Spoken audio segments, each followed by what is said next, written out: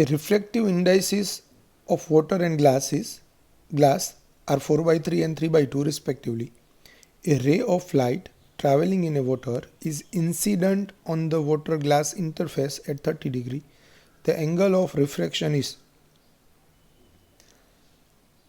તો તમને વોટરનો refractive index આપ્યો છે 4/3, ગ્લાસનો આપ્યો છે 3/2 અને એંગલ ઓફ ઇન્સિડન્સ આપ્યું છે θ1 30 અને θ2 અથવા તો આર એંગલ ઓફ રિફ્રેક્શન એ તમને પૂછેલું છે. I ઇઝ ઇક્વલ ટુ θ1 ગયો તો NW sin I is equal to NG sin R, સ્નેલનો નિયમ. હવે NW એટલે 4/3, sin I એટલે 30 ડિગ્રી, NG એટલે 3/2 sin R. તો 4/3 ગુણાકારમાં sin 30 એટલે 1/2 બરાબર 3/2 ગુણાકારમાં sin R. તો આ 2 કેન્સલ થશે, 3 છેદમાં આવે તો sin R બરાબર 4/9 એટલે R બરાબર sin ઇનવર્સ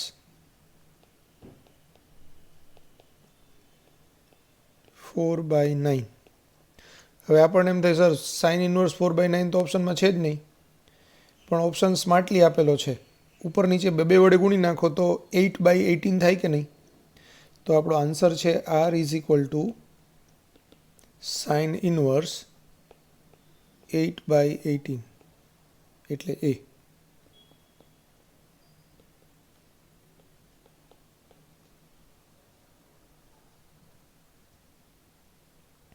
ક્લિયર થઈ ગયું? લખી નાખો. A plane mirror is placed at the bottom of a tank containing a liquid of refractive index mu. એટલે એક પ્રવાહી ભર્યું છે, પ્રવાહીના તળિયે એક મિરર છે. આ જે નીચેની ઘટી લાઈન આપેલી છે ને અહીંયા, આ એક મિરર આપેલો છે, બરાબર. હવે P is a small object at a height h above the mirror. એટલે અહીંયા આપણા એક ટપકું આપેલું છે તે P છે, બરાબર. એ મિરરથી h ઊંચાઈએ પ્રવાહીની અંદર એક બિંદુવત પદાર્થ છે. An observer O sees P through liquid sees P and its image in the mirror. એટલે ઓબ્ઝર્વર ઓ છે એ પ્રવાહીની અંદર રહેલા પીને જુએ છે અને અરીસામાં એનું જે પ્રતિબિંબ રચાય એ પ્રતિબિંબને પણ જુએ છે. The apparent distance between these two will be, તો એ ઓબ્જેક્ટ P અને પ્રવાહીના તળિયે જે અરીસો મૂક્યો છે એ અરીસાની અંદર પીનું દેખાતું પ્રતિબિંબ, એ બે વચ્ચેનું અંતર કેટલું એવો ક્વેશ્ચન છે. એટલે ક્વેશ્ચન બહુ સરસ છે. અહીંયા ફરીથી સમજાવું તમને.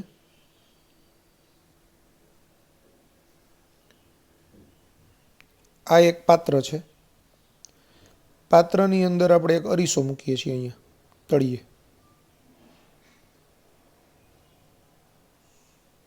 બરાબર. આ મિરર છે, પ્લેન મિરર.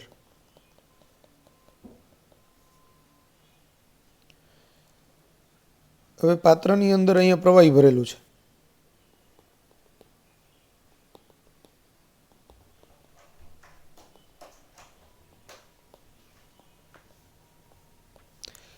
આ પ્રવાહીમાં એક બિંદુ છે P, બિંદુવત વસ્તુ છે P. અરીસા અને આ બિંદુવત વસ્તુ વચ્ચેનું અંતર h છે. હવે ઉપરથી ઓબ્ઝર્વર O એ આ પીને જુએ છે અને અરીસામાં દેખાતા પીના પ્રતિબિંબ, એટલે અરીસાની અંદર પાછળની બાજુએ પીનું પ્રતિબિંબ રચાશે P', એ P' ને જુએ છે, બરાબર. તો આ P અને P' વચ્ચેનું અંતર આપણે શોધવાનું છે. હવે સમજો, આપણને ખબર છે HI/HO એટલે NI/NO, એટલે અહીંયા NI તો I ક્યાં છે? હવામાં છે, એટલે એર, અપોન NO ઓબ્જેક્ટ ક્યાં છે?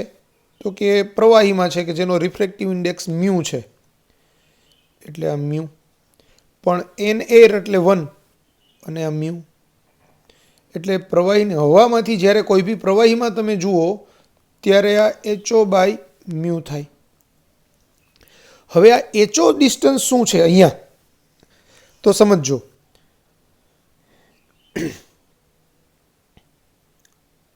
આનું પ્રતિબિંબ, આ P છે એનું પ્રતિબિંબ, ધારો કે હું એમ કહું કે ભાઈ અહીંયા રચાય છે ક્યાંક, બરાબર, PI. તો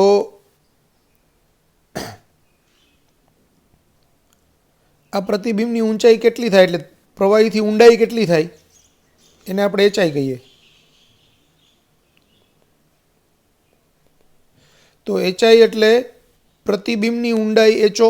તો આ HO કેવી રીતે શોધશું? તો કે ધારો કે આની ડેપ્થ છે એ D છે, બરાબર, પ્રવાહીની કુલ ડેપ્થ D છે. તો D માંથી હું H બાદ કરી નાખું તો આ HI મળે ને. આ ડિસ્ટન્સ મળશે, એ કેટલું મળશે? D - H. તો HO બરાબર D - H આવશે, એટલે આ D - H અપોન મ્યુ, સમીકરણ નંબર 1, બરાબર. આ આપણને HI શું મળ્યું? તો વસ્તુનું, સીધી જ વસ્તુ છે એ ક્યાં દેખાય? તો વસ્તુ પોતે ઉપર ખસીને દેખાશે, એ HI મળ્યું. હવે અરીસામાં દેખાતા પ્રતિબિંબની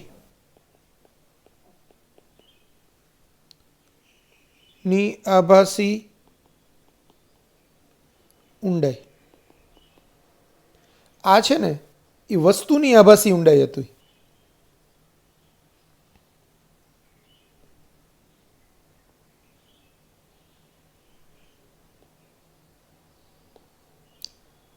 આ હતું તે વસ્તુની આભાસી ઊંડાઈ હતી, બરાબર. હવે પ્રતિબિંબની આભાસી ઊંડાઈને આપણે HI' કહીએ. તો HI' તો પ્રતિબિંબ ક્યાં દેખાય છે? જે HO હોય તો આને આપણે HO' અપોન મ્યુ કહીએ. હવે HO' એટલે અહીંથી આટલી ઊંડાઈ, આ HO' છે,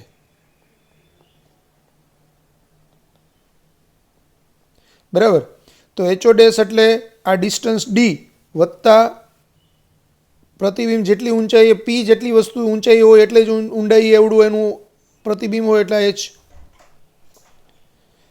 તો આ D વત્તા H થશે, એટલે આ D + H અપોન મ્યુ, સમીકરણ નંબર 2. હવે સમજો, આ HO' માંથી આ HI' બાદ કરું હું, આ D - H છે ને એ શું છે? HO છે, એટલે સોરી,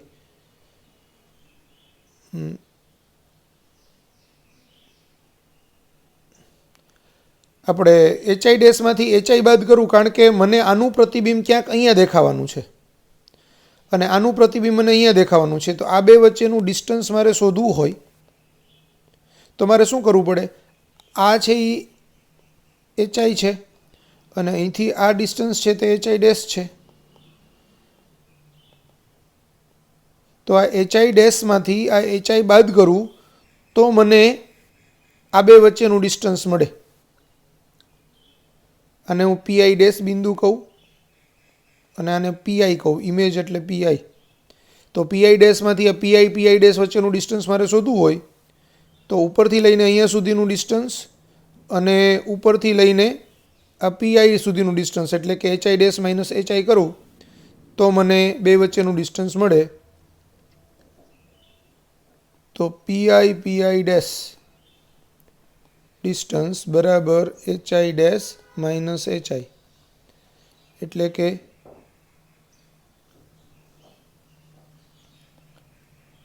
HI ડેશ એટલે ડી વત્તા H by mu minus D minus H by mu, એટલે D plus H minus D minus minus plus H upon mu. આ બે કેન્સલ એટલે 2h બાય મ્યુ.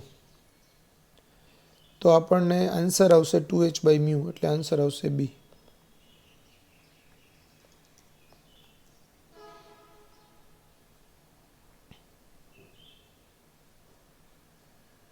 ક્લિયર થઈ ગયું?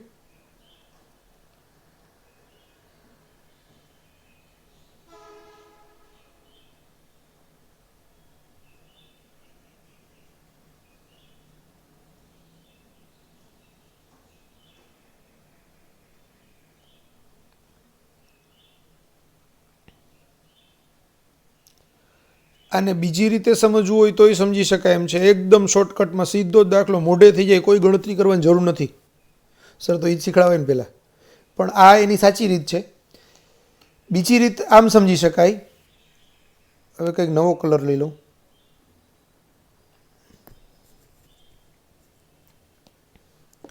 હું એમ કહું કે આ પી છે અને આ પી ડેશ છે. તો પી થી અરીસા સુધીનું અંતર h છે, આ અંતર h, અને પ્રતિબિંબી પાછળ h ઊંડાઈએ રચાય. એટલે વસ્તુ અને અરીસામાં દેખાતું પ્રતિબિંબ એ બે વચ્ચેનું અંતર કેટલું? h plus h 2h. હવે જ્યારે ઉપરથી જોતી વ્યક્તિ કોઈ 2h ડિસ્ટન્સ પ્રવાહીમાં હોય એને ઉપરથી જુએ તો ગમે તે ડિસ્ટન્સને જુએ નહીં, ડિસ્ટન્સ પોતે ઘટે. બરાબર? એ હંમેશા ડિસ્ટન્સ ઘટે ડી બાય મ્યુ જેટલું. ડિસ્ટન્સ ડી હોય, ડી લંબાઈની લાકડી હોય, પાણીની અંદર આખી ડૂબેલી હોય ડી લંબાઈની લાકડી, અને એને હું ઉપરથી જોઉં તો એ લાકડીની લંબાઈ મને ડી દેખાવાની જગ્યાએ ડી બાય મ્યુ દેખાય. તો અહીંયા પી અને પી ડેશ વચ્ચેનું ડિસ્ટન્સ h પ્લસ h એટલે 2h છે. એને હું ઉપરથી જોઉં તો એ h અને h ડેશ વચ્ચેનું 2h અંતર છે એ મને પ્રવાહીની ઉપર હવામાંથી જ્યારે એને જોઉં ત્યારે મને એ બે વચ્ચેનું જે ડિસ્ટન્સ ડી હોય એ ડી બાય મ્યુ દેખાય. તો અહીંયા એ ડિસ્ટન્સ 2h છે તો એ 2h બાય મ્યુ દેખાય. એટલે કોઈ ગણતરીની જરૂર નથી, ડાયરેક્ટ લોજિકથી તમે કહી શકો 2h બાય મ્યુ દેખાય. એટલે બી આન્સર આવે. ખ્યાલ આવ્યો? આ રીતે પણ કરી શકાય. લખી નાખો. The apparent depth of water in cylindrical water tank of diameter 2r centimeter is reducing at the rate of x centimeter per minute. When water is being drained out at a constant rate, the amount of water drained in cubic centimeter per minute is mu1 is the refractive index of air and mu2 is the refractive index of water.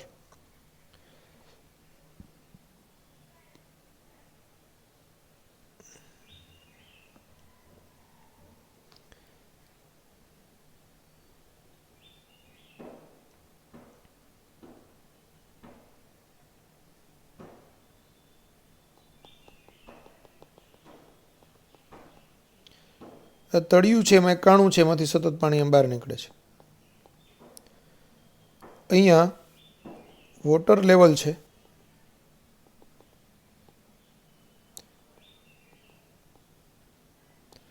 હવે water level દર મિનિટે 1 second ઘટે છે એવું નથી, દર મિનિટે 1 second 1 centimetre ઘટે છે એવું નથી.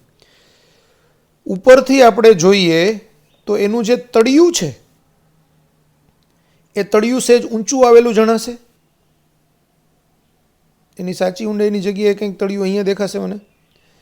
તો આ જે ડિસ્ટન્સ છે એ ડિસ્ટન્સ ઘટવાનો દર 1 સેન્ટીમીટર પ્રતિ મિનિટનો છે. બરાબર?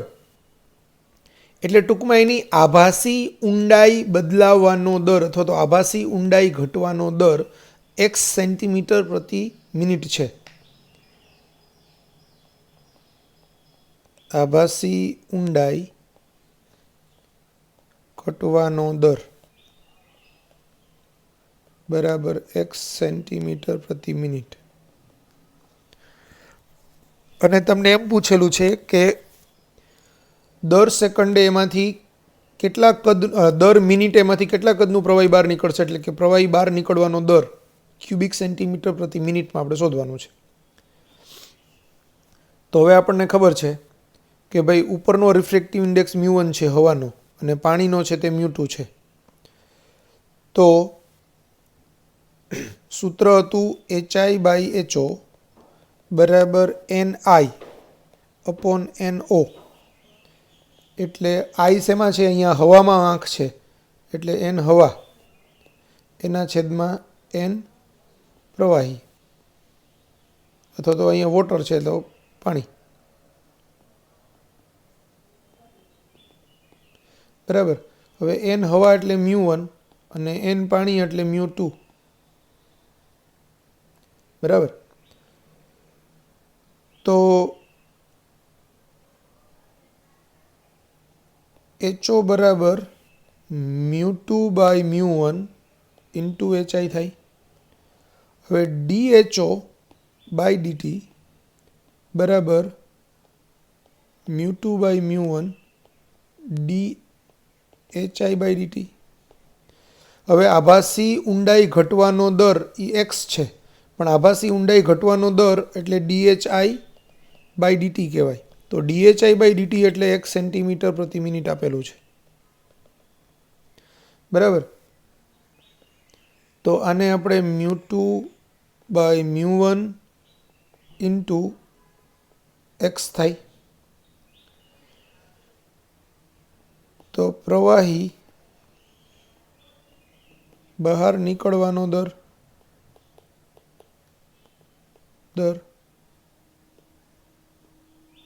cc પર મિનિટ એકમમાં.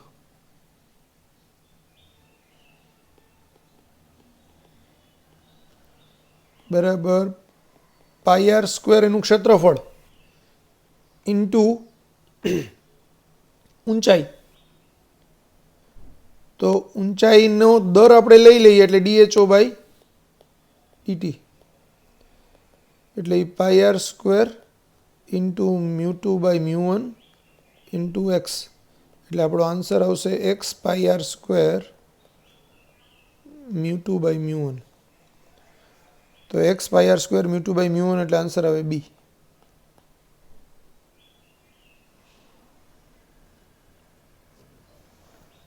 ક્લિયર? તો આન્સર B આવશે.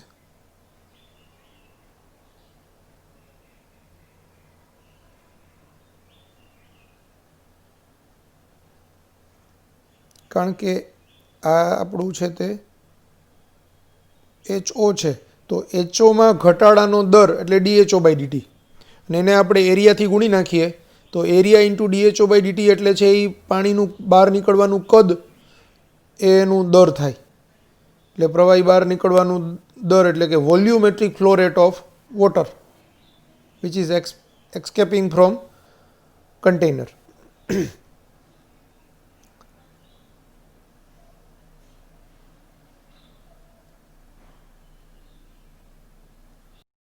A ray of light is incident on a glass slab of thickness T at an angle I. R is the angle of refraction in the glass slab. Distance travelled in the glass slab is.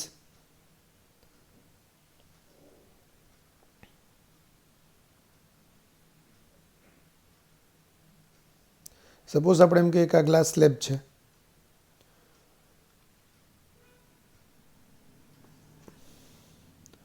આપણો સપાટીએ દોરેલો લંબ છે,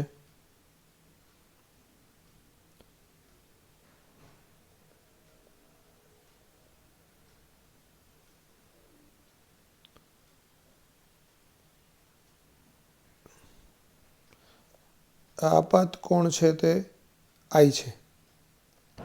ત્યાંથી આ લંબ તરફ આંકવું વળે. અહીંયા પાછો આપણે સપાટીએ દોરેલો લંબ લઈએ.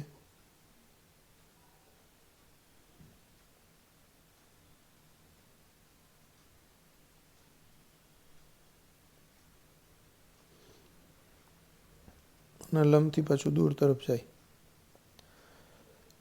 હવે તમને આ ખૂણો આપ્યો છે આઈ, આ ખૂણો છે આર, બરાબર. થિકનેસ તમને આપી છે ટી, એટલે આર થિકનેસ છે તમારી ટી. અને પૂછેલું છે distance travelled in the glass slab. તો distance travelled in the glass slab એટલે ગ્લાસ સ્લેબમાં અહીંથી એન્ટર થાય ને અહીંયા બહાર નીકળે, તો આ ક્રોસ ડિસ્ટન્સ છે તે ડી થશે.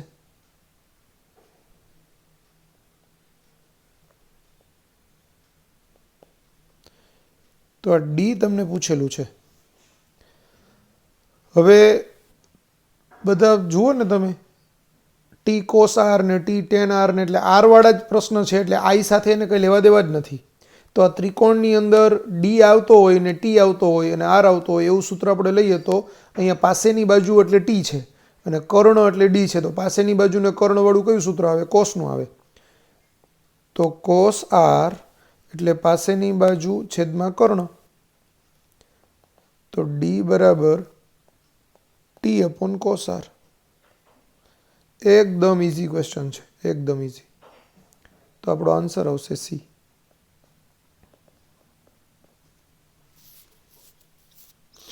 બરાબર. Next question.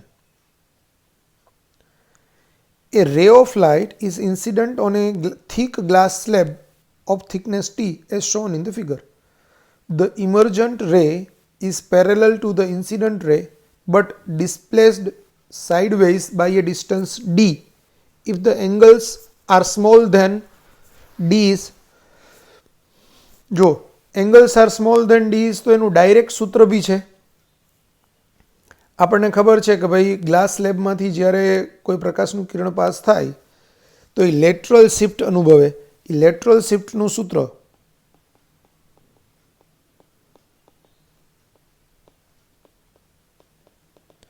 ડાયરેક્ટ જ જો આપણે નાના ખૂણા માટે લઈએ ને તો સૂત્ર હતું T theta 1 બ્રેકેટમાં 1 minus theta 1 upon theta 2. એટલે થીટા 1 એટલે આઈ ને થીટા 2 એટલે R. Sorry, theta 2 upon theta 1 એટલે આપણો આન્સર સી આવે. આમ આપણું સૂત્ર હતું એક્સ બરાબર T sine theta 1 minus theta 2 upon cos theta 2. બરાબર. પછી ખૂબ જ નાના આપાત કોણ માટે sine theta 1 minus theta 2 is nearly equal to theta 1 minus theta 2 અને cos theta 2 is nearly equal to 1. એટલે આપણું સૂત્ર થાય એક્સ બરાબર ટી આ થીટા 1 માઇનસ થીટા 2 અપોન 1 એટલે કે ટી થીટા 1 માઇનસ થીટા 2. હવે આપણે અહીંયા ટી થીટા 1 ને આપણે આઈ કહીએ અને થીટા 2 ને આપણે આર કહીએ. તો આઈ કોમન કાઢી લઉં એટલે T I 1 minus R upon I. બરાબર. તો આપણો આન્સર આવશે આઈટી બ્રેકેટમાં 1 માઇનસ આર અપોન આઈ એટલે સી. તો આન્સર આવે સી. લેટરલ શિફ્ટનું સૂત્ર ઓલરેડી મેં તમને ડિરાઈવ કરીને સમજાવ્યું છે, એની સાબિતી તો સમજાવેલી છે આગળના લેક્ચરમાં. એટલે આપણે તો સૂત્ર તરીકે જ એને યાદ રાખવાનું છે. લેટરલ શિફ્ટનું સૂત્ર તમને યાદ જ હોવું જોઈએ કમ્પલસરી. એટલે ડેરિવેશન ન કરીએ તો પણ ચાલશે. એક્સ બરાબર T sine theta 1 minus theta 2 upon cos theta 2. આ આપણે સૂત્ર યાદ રાખશું.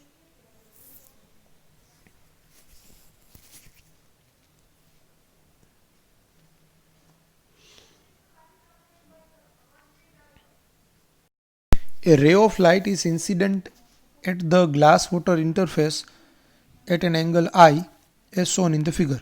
It finally emerges parallel to the water air interface. The value of mu g would be. હવે અહીંયા ગ્લાસ છે એટલે એનો રિફ્રેક્ટિવ ઇન્ડેક્સ mu g છે.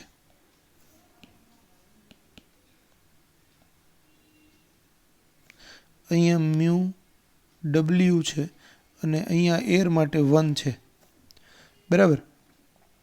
તો પહેલાં ગ્લાસ વોટર ઇન્ટરફેસ માટે સ્નેલનો નિયમ એપ્લાય કરીએ તો મ્યુ જી સાઇન આઈ બરાબર મ્યુ ડબલ્યુ સાઇન આર, પરિણામ નંબર 1. હવે બીજી સપાટીએ એટલે કે વોટર એર ઇન્ટરફેસ માટે આપણે એપ્લાય કરીએ તો મ્યુ ડબલ્યુ સાઇન આર, કારણ કે જો આ આર ખૂણો હોય તો આ પણ આર જ ખૂણો થાય, કારણ કે બે લંબ છે એ એકબીજાને સમાંતર હોય અને એક રેખિકા છેદે તો આ ખૂણો અને આ ખૂણો સરખા હોય એટલે આ ખૂણો પણ આર જ થશે. તો મ્યુ ડબલ્યુ સાઇન આર બરાબર 1 સાઇન 90 થશે. હવાનો રિફ્રેક્ટિવ ઇન્ડેક્સ 1 અને એનો ખૂણો છે તે 90નો ખૂણો છે એટલે સાઇન 90 લંબ સાથે બનેલો ખૂણો, કારણ કે કિરણ છે તે આમ જાય છે, લંબ આમ છે તો બે વચ્ચેનો ખૂણો 90નો થાય, બરાબર. તો 1 સાઇન 90 સમીકરણ નંબર 2. બેને કમ્પેર કરી દઈએ તો મ્યુ જી સાઇન આઈ બરાબર 1 સાઇન 90 એટલે મ્યુ જી સાઇન આઈ બરાબર 1, તો મ્યુ જી બરાબર 1 અપોન સાઇન આઈ. તો આપણો આન્સર આવશે બી, 1 અપોન સાઇન આઈ.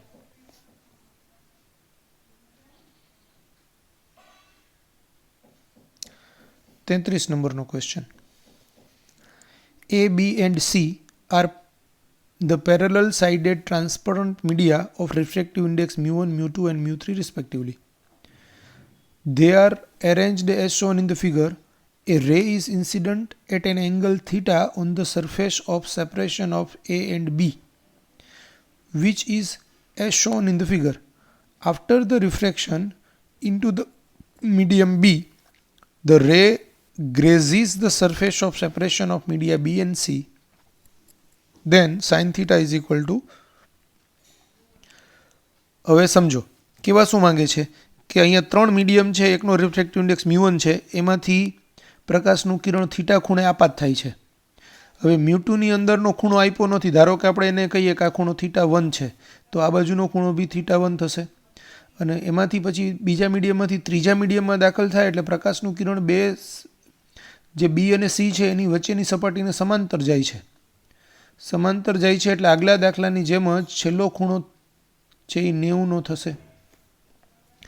તો આપણું સીધું જ સૂત્ર એપ્લાય થઈ જાય કે મ્યુ1 સાઇન થીટા બરાબર મ્યુ2 સાઇન થીટા 1 બરાબર મ્યુ3 સાઇન 90. કન્ટિન્યુટીમાં જ મેં તમને એક સૂત્ર કીધેલું કે મ્યુ1 સાઇન થીટા 1 બરાબર મ્યુ2 સાઇન થીટા 2 બરાબર મ્યુ3 સાઇન થીટા 3 બરાબર મ્યુ4 sine theta 4 dash dash dash, એટલે વ્યાપક રીતે મ્યુએન સાઇન થીટા બરાબર અચળ. તો અહીંયા હવે આ પહેલાને છેલ્લાને હું કમ્પેર કરું તો મ્યુ1 સાઇન થીટા બરાબર મ્યુ3 સાઇન 90 એટલે મ્યુ1 સાઇન થીટા બરાબર મ્યુ3 સાઇન 90 એટલે 1. તો સાઇન થીટા બરાબર શું થશે મ્યુ3 અપોન મ્યુ1 એટલે આપણો આન્સર આવશે એ.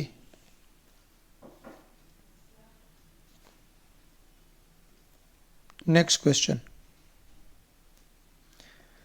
A light beam is traveling from region 1 to region 4. The refractive indices in the region 1, 2, 3 and 4 are mu0, mu0 by 2, mu0 by 6 and mu0 by 8 respectively. The angle of incidence theta for which the beam just misses entering region 4 is. હવે અહીંયા બી આપણે વચ્ચેનું કંઈ આપ્યું નથી એટલે અહીંયા suppose ખૂણો થીટા 1 હોય તો અહીંયા બી થીટા 1 હશે ખૂણો, આ થીટા 2 હોય તો આ બી થીટા 2 હશે, બરાબર. અને છેલ્લો ખૂણો છે એ જસ્ટ મિસિસ આઉટ એટલે આ અંદર આમ જતો રહે છે.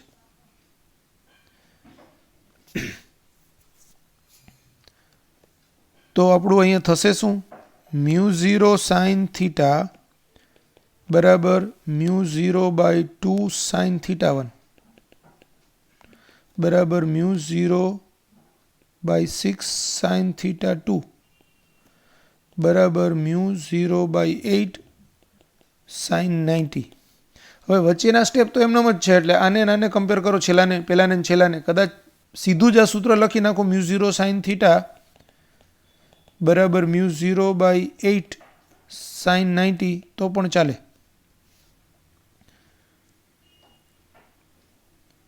તો μ0 સાઇન થીટા બરાબર μ0/8 સાઇન 90 એટલે 1.